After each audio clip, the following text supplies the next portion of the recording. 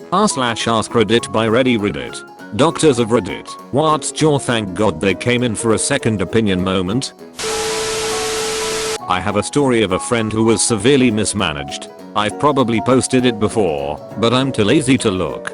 For 2 years, my friend had been going to her GP complaining about migraines, bouts of severe vomiting, and dizzy spells. Every time, he would order blood work, then tell her she was fine. One morning, she woke up, and after a sexy morning with her husband, could barely stand. She was so dizzy, and had such a bad migraine. She told her husband not to worry, sent him to work, and had her neighbor drive her to the emergency room. She doesn't remember arriving.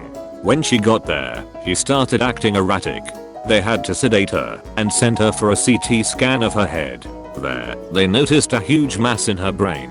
The hospital wasn't equipped to deal with that, so they sent her by ambulance to the nearest hospital that could, a 4-hour drive away.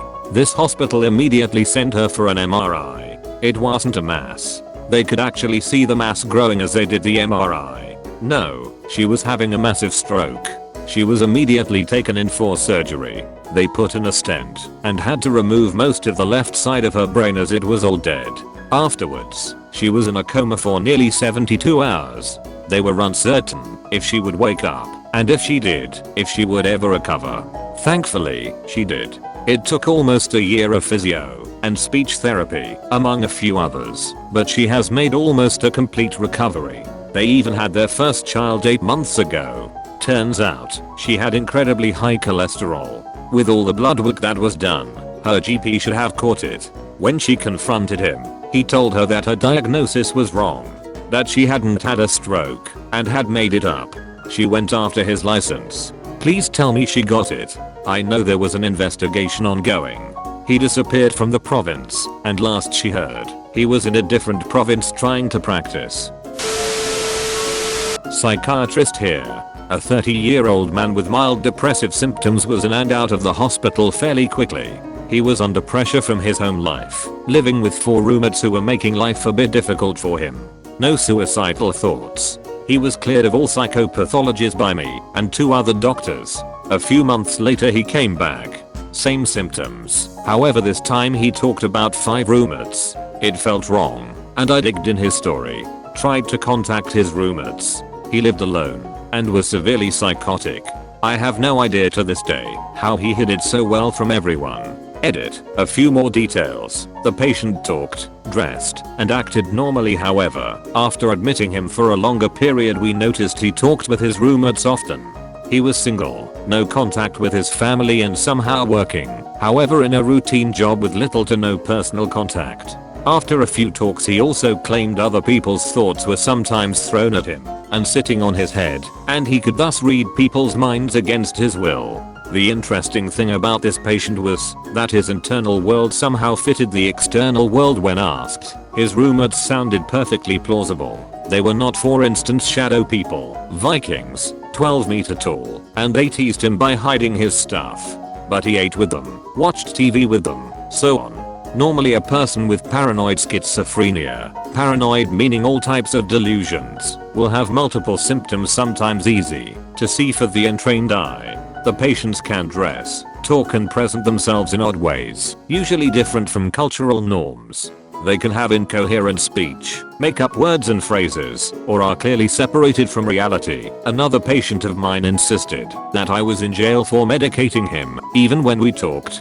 When we quickly scan a patient for psychotic symptoms, we basically look for inconsistencies in the patient's experience of the world. The patients normally know something is wrong or weird or different, but often believe it is a world around them that have changed. This is due to discrepancy between what they experience, input, failed assessment of the inputs, due to the thinking disorder, and testing hypothesis, based on failed assessments which collide with the real world. This will activate defense mechanisms, FX denial, wild explanations, accepting both realities at the same time, and so on. E.g. I'm not sick, my doctor must be a bad guy. Bad guys are in jail, my doctor are in jail, but my doctor is sitting right in front of me at the same time. He must have an identical twin, or this is an alternate reality. This is usually the way delusions are made. To summarize, when we scan for psychosis, we look for inconsistencies between the patient's subjective experience of thinking, being and acting, and the objective reality accepted by the general cultural norm. This patient managed to live in a subjective psychotic world that just fitted so well with the objective reality that he tricked several psychiatrists including myself.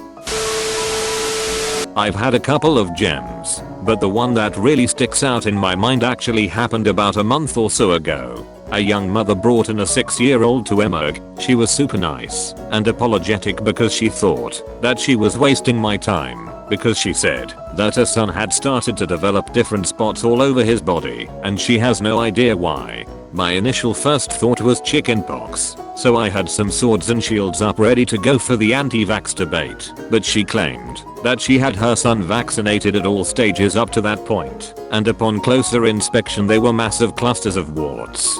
Not uncommon, but because of how rapidly that they were growing, I ordered some blood work to make sure there wasn't an underlying cause, as kids' immune systems are pretty well equipped to handle that sort of thing. And I'm really glad that she brought him in, because he had a severely low white blood cell count which revealed a primary immune deficiency disease.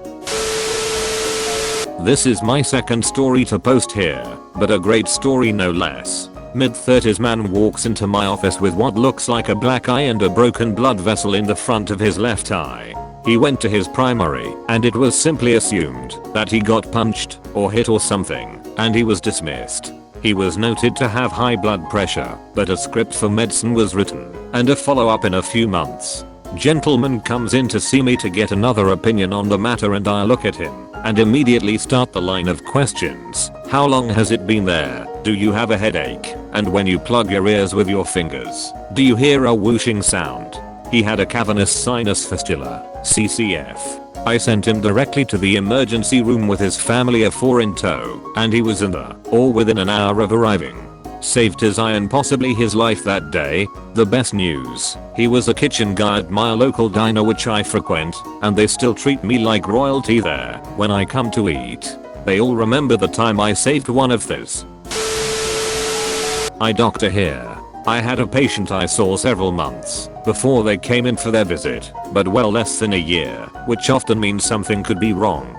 In this case, as it turns out, nothing was wrong with her by way of complaints. She just wanted to get updated before getting some new glasses. We decided to just run the regular gamut of tests anyway, just because we might as well. While she was there, she was a 50-year-old woman. Fairly normal exam. Perfect vision. Retinas showed healthy, but something about her pupils really bothered me before I dilated. We chatted about it, and I asked her if she banged her head or anything weird, and she said no, but suddenly reveals this crazy history of an old meningioma, a type of tumorous brain growth she had removed a few years ago. She had decided to omit this from her history with us as she didn't feel it was important, but we went and put it into the charts anyway. Turns out she got a CT done 2 weeks prior to her exam with me, which she says turns up completely normal. I tell her she should tell her doctor about this anyway just to cover our bases.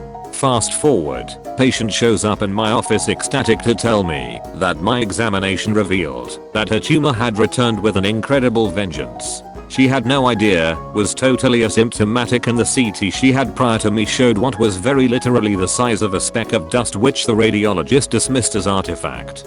On her return to her doctor, they decided to rerun the CT to cover their bases, and they found a quarter-sized tumor. Within 2 weeks the tumor went from the size of a dust particle to a quarter. She was rushed into emergency surgery as the tumor was growing super fast and was close to a blood vessel which could cause a massive stroke.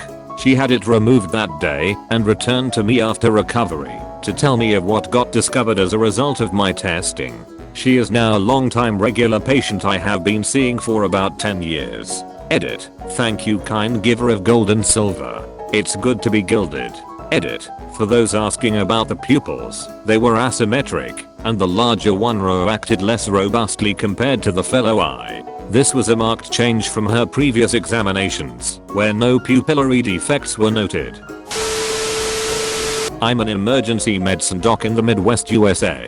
The patient was transferred from rural nowhere to our tertiary care facility, big hospital with every specialist.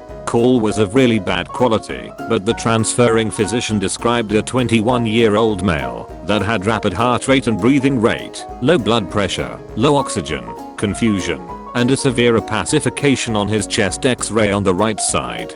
Diagnosed pneumonia. He gave him a ton of fluids, started antibiotics, put him on a ventilator, but he wasn't getting better and wanted to send him to us. Sure, send away. An hour later the gentleman arrives and looks young, fit, and not the type to just drop dead from pneumonia. We roll him onto our stretcher and find a huge stab wound in his back. The x-ray finding was his entire right chest full of blood. We put a tube in it, gave him back some blood, and he had to go for surgery to fix the bleeding. Lesson: look at your patient. Thank you for watching Reddit. Don't forget to like and subscribe for more r/AskReddit videos. Share your stories in the comment section below.